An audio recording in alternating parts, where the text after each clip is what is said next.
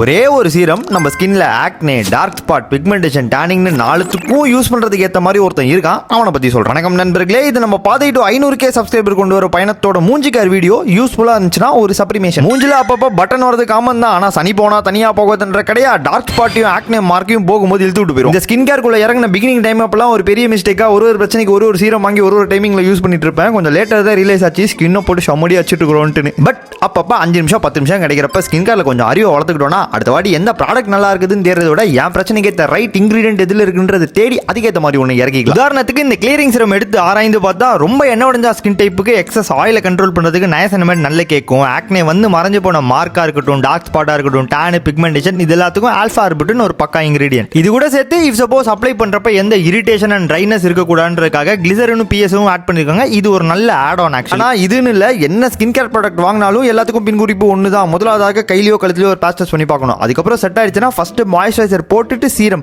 Once அதுல 1 to 2 weeks பழகிட்டதுக்கு அப்புறம் serum போட்டு மாய்ஸ்சரைசர் போட்டுக்கலாம். உங்களோட ஸ்கின் கன்சர்னுக்கு இது உதவியா இருக்கும்னு நினைச்சீங்கன்னா இதோட லிங்க் நான் வீடியோக்குள்ளேயே இங்க ஆட் பண்ணிருக்கேன். அப்படி இல்லைனா டிஸ்கிரிப்ஷன்ல தொட்டிங்கன்னா இருக்கும். கூகுள்ல போயிட்டு இன்சிடி கோடா இது ஸ்கின் கேரோட ஒரு அறிவியல் வெப்சைட் மாதிரி. இதுன்னு இல்லை, எல்லா ப்ராடக்ட்டை பத்தியும் தெரிஞ்சுக்கலாம். இந்த ப்ராடக்ட்டுக்கு நிறைய good rating, super star rating கூட இருக்கு. இதுலேயே நீங்க நேசரமெட் என்ன பண்ணும், ஆல்ஃபாரபிட் என்ன பண்ணுன்னு நீ எஜுகேட்டும் பண்ணிக்கலாம். ஃப்ரீயா இருக்க டைம்ல கண்டிப்பா செக் பண்ணி பாருங்க. ஔவையார் சொன்ன மாதிரி அறிவுள்ளவனுக்கு தான் நம்சா, இல்லைனா அப்பப்போ கிடைக்கிற சம்சா.